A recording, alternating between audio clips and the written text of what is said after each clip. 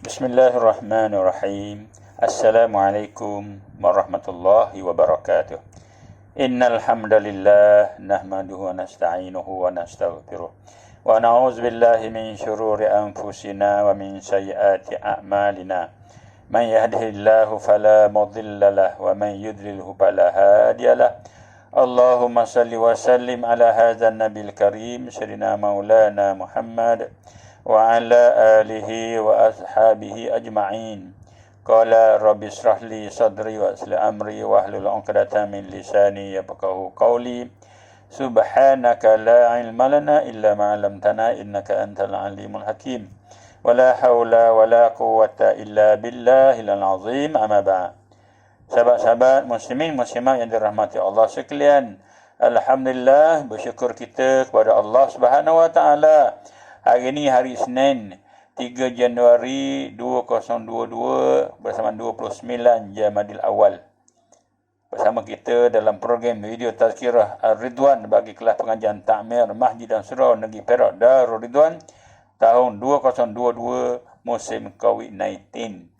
Mudah-mudahan dapat kita tadabbur sama-sama ayat yang ke-106 hingga 108 daripada surah Al-Maidah, surah yang kelima, juzuk yang ke-7.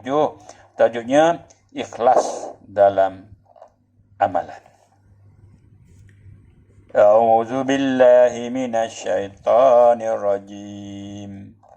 Ya ayyuhalladzina amanu syahadatu bainikum idza hadara ahadakumul maut hinal wasiyyati isnani zawa adlin minkum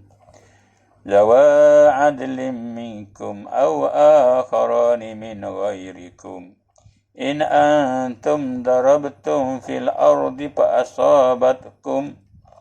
فأصابتكم مصيبة الموت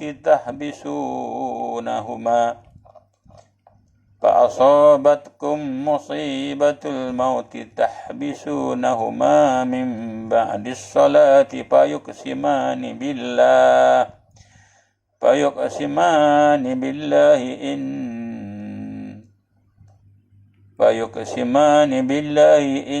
إن ارتبتم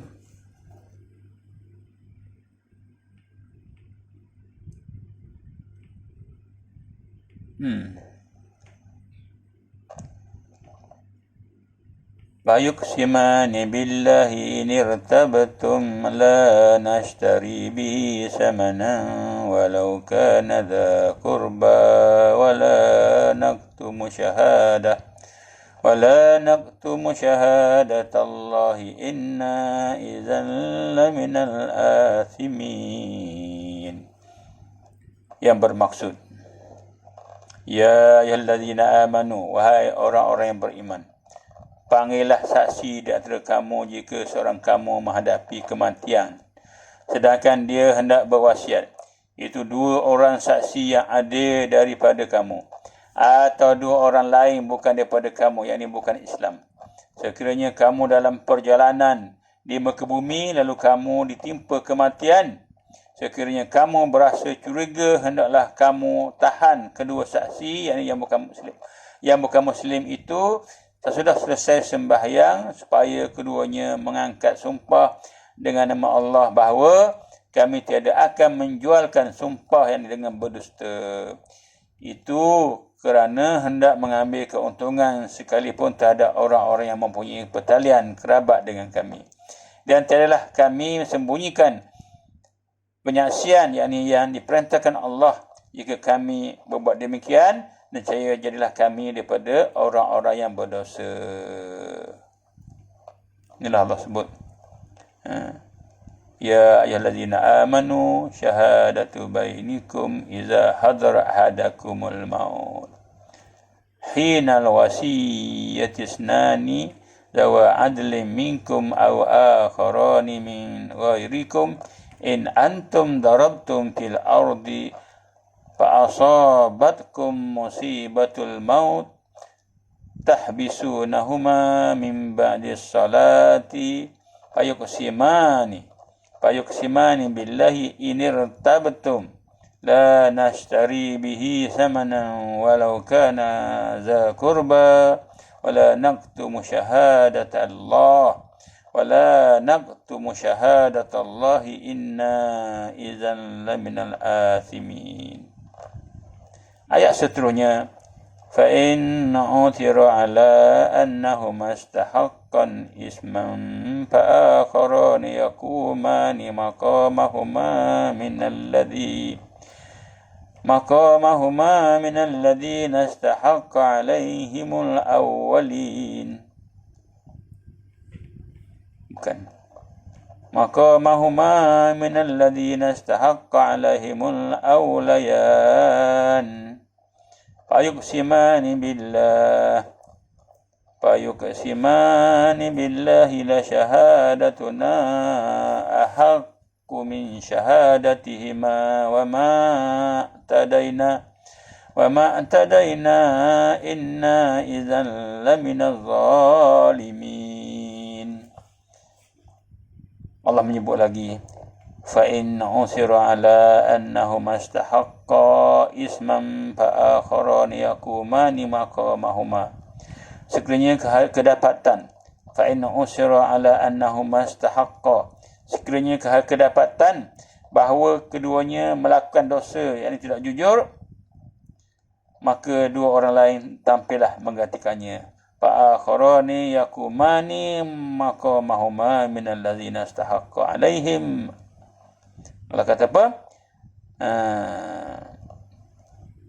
Maka dua orang lain tampillah menggantikannya daripada waris si mati yang terdekat. Lalu bersumpah atas nama Allah.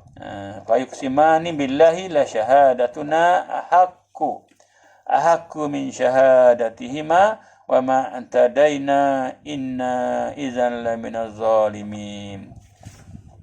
Jadi tampillah menggantikannya daripada waris si mati yang terdekat, lalu bersumpah atas nama Allah, sesungguhnya penyaksian kami ini lebih benar daripada penyaksian keduanya dan telah kami melampaui batasan. Jika kami melampaui batasan, sajalah kami daripada orang-orang yang zalim.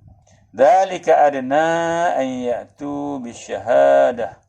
Itulah yang lebih mendekatkan supaya mereka mengemukakan penyaksian ala wajhiha aw yakhafu an turadda aymanun.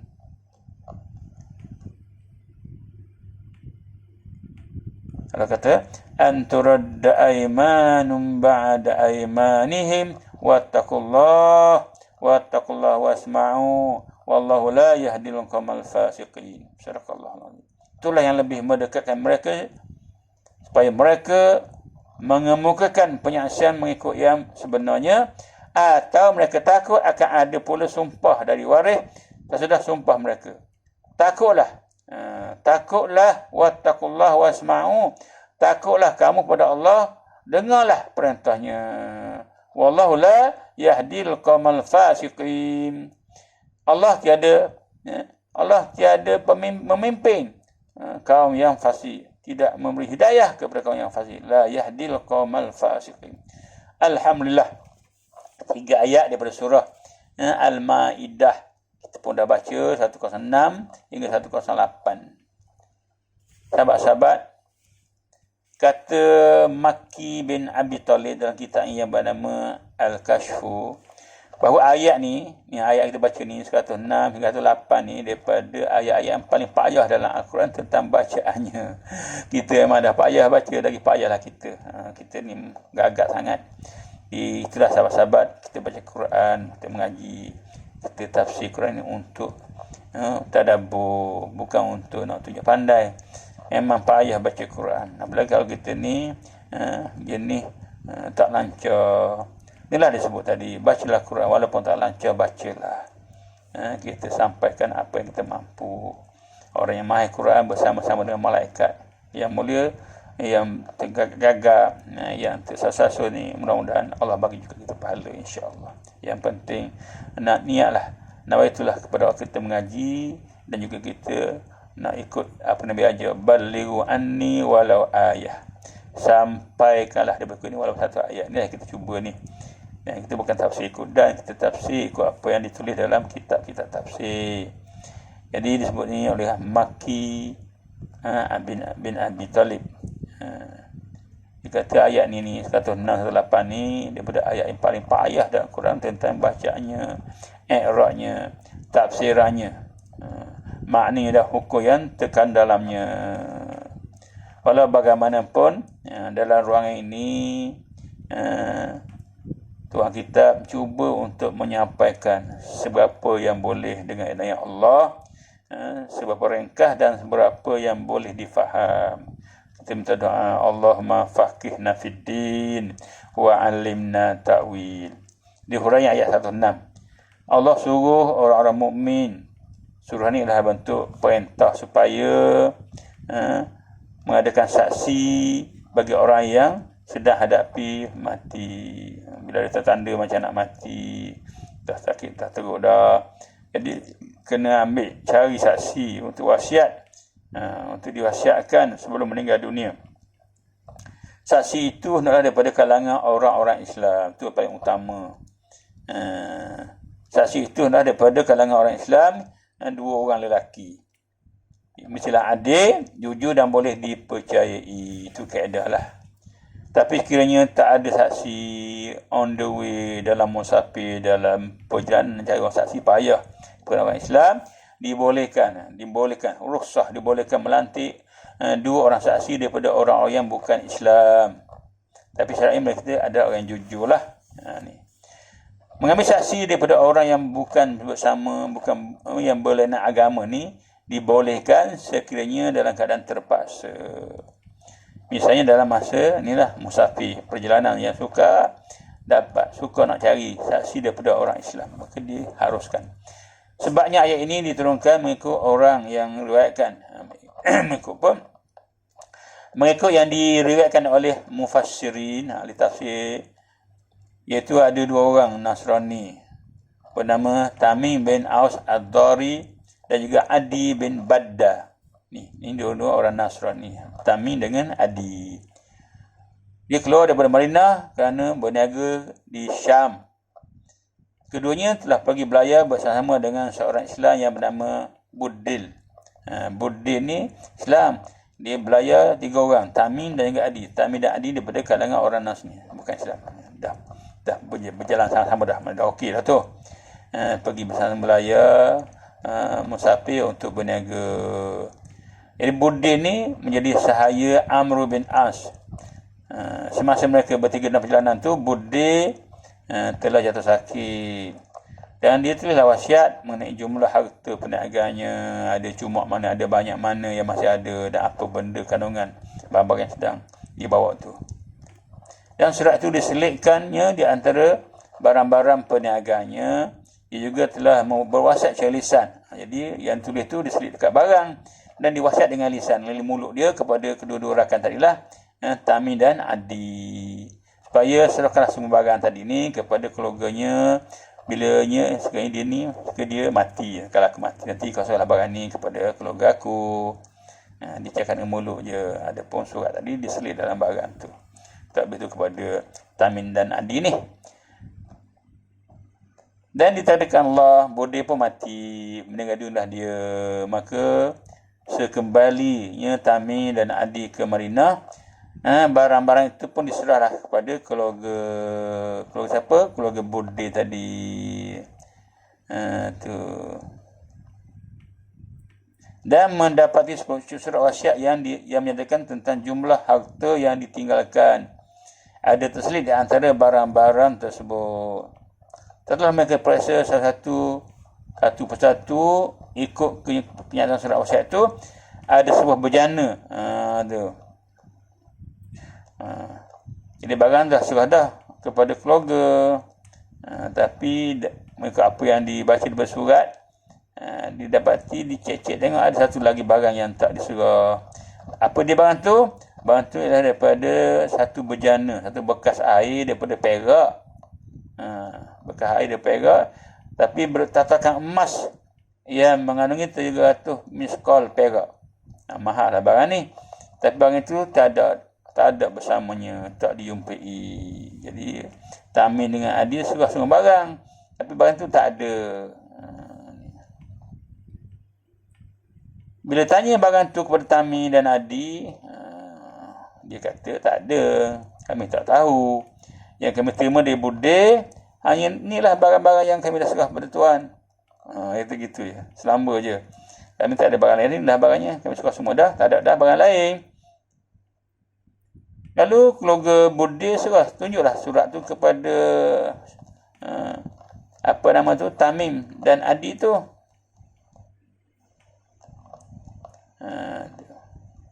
Tapi keduanya tidak mengaku, dia tak ambil, dan tidak pula menyembunyikan, kami tak ambil, kami tak tahu.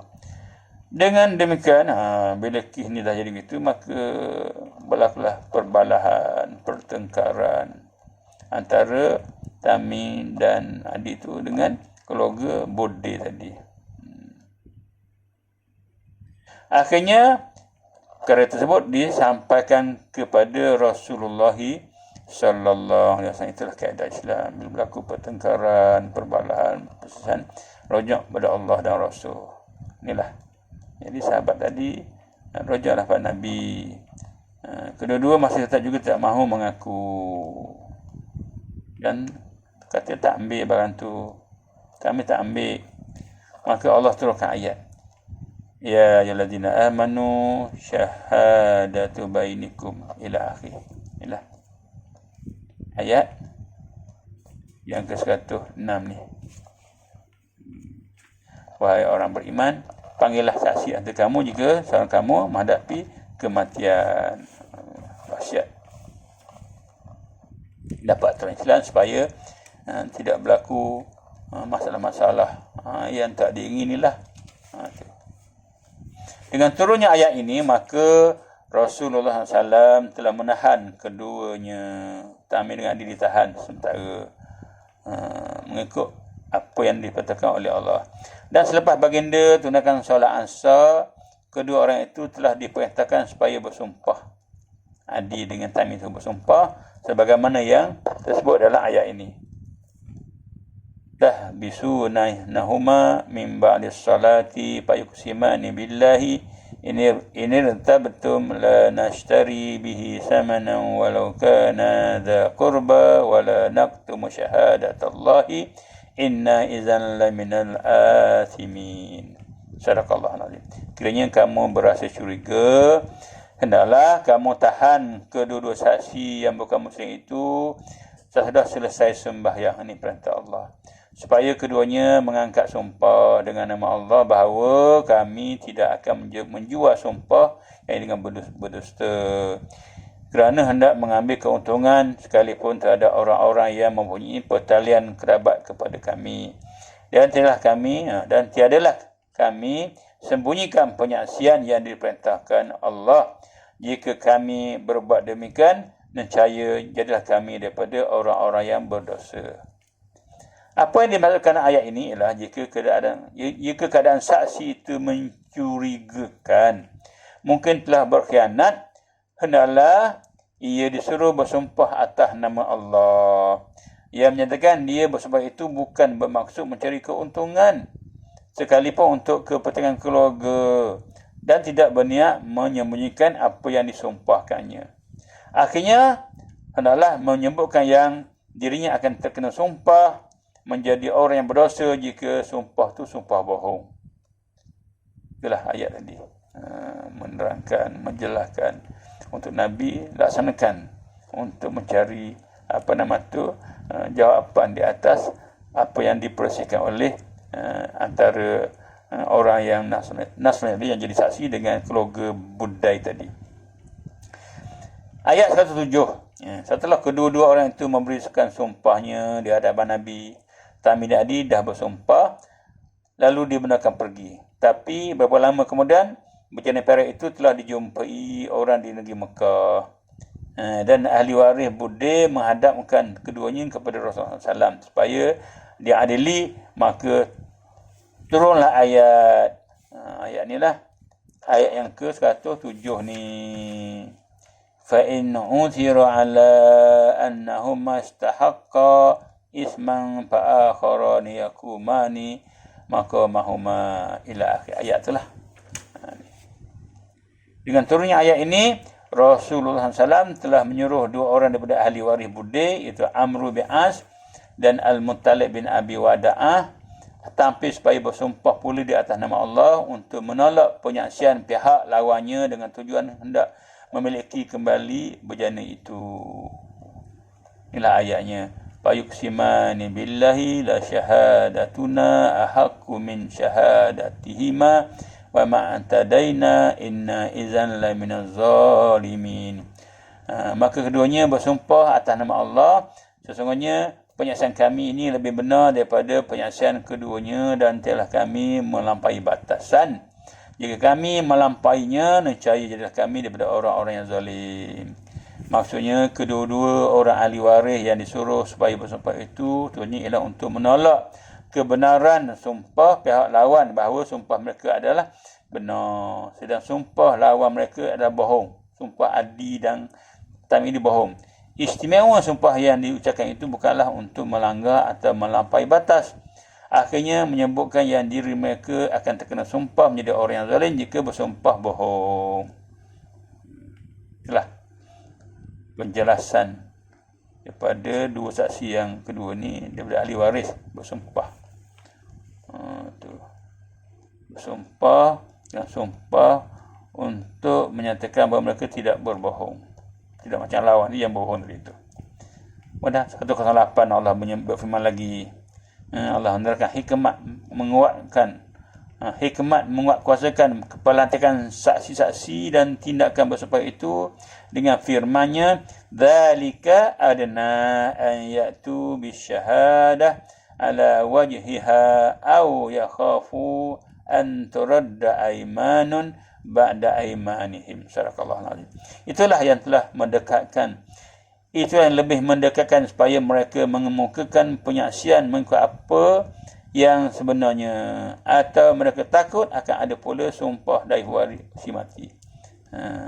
Mereka takut akan ada pula sumpah dari waris si mati sesudah sumpah mereka. Maksudnya cara bersumpah yang begitu berat yang diucapkan oleh orang yang menjadi saksi wasiat dengan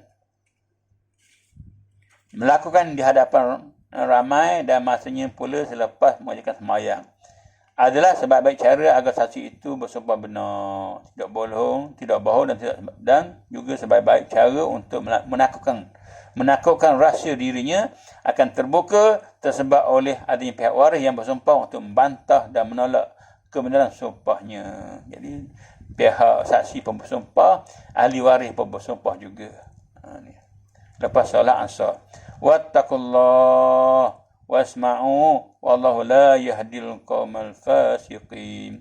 Takutlah kamu kepada Allah dan dengarlah perintah Allah. Allah tiada memimpin kaum yang fasik. Yakni takutlah kamu kepada Allah, jangan berbohong semasa membuat sumpah itu. Bersumpah bohong, sumpah palsu. Janganlah sumpah bohong.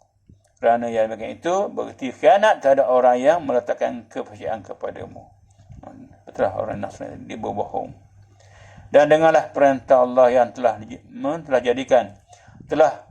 telah dijadikan undang-undang supaya mematuhinya. Kena sifat takwa atau takut pada Allah itu jika telah tidak ada lagi pada diri kamu atau diri seseorang, nescaya kamu menjadi orang yang fasik, tidak akan mendapat pimpinan, bahkan layak mendapat siasaan. Demikianlah yang berlaku. Setelah berapa lama kemudian Tamim Ad-Dari yang kisah menjadi sebab turunnya ayat tadi, dia telah masuk Islam di hadapan Nabi sallallahu alaihi wasallam. Dia telah mengaku dengan katanya maha benar Allah dan Rasulnya. Saya adalah orang yang mengambil bejana tersebut. Itulah Islam sangat adil. Maka dengan adilnya Islam menyebabkan Tamim yang asalnya yang menipu, ada niat tak betul tadi itu, dia sedar, dia insaf dan dia telah bersaksi. Akhirnya dia menjadi Islam, menjadi sahabat Nabi. Inilah kehebatan Islam yang perlu kita amalkan. Mulut jangan sekali cakap bohong. Tangan, kaki dan anggota kita jangan sekali buat benda ni menyimpang daripada apa yang Allah perintahkan. Jadi semua anggota kita ni, mulut ke, mata ke, telinga ke, dan apa saja akan ditanya oleh Allah. Semuanya akan bertanggungjawab tentang apa yang dibuat. Marilah kita pada hari yang penuh berkat ni, masa kita tahun baru kita berusaha sungguh-sungguh. Kita benar-benar beriman dan bertakwa kepada Allah. Tutur kata kita, kerja buat kita, tindak tanduk kita biarlah bertepatan dengan apa yang kita syahadah, dengan apa yang kita saksikan, dengan apa yang kita ikrarkan kepada Allah. Inna salati wa nusuki wa mahyaya wa mamati lillahi rabbil alamin la syarikalah. Ni, mudah-mudahan kita termasuk berkalangan orang yang baca Quran dan beramal dengan Al-Quran, insya-Allah. Wallahu alam. Aqulu qawli hadza wa astaghfirullahal azim li wa lakum. Wassalamu alaikum warahmatullahi wabarakatuh.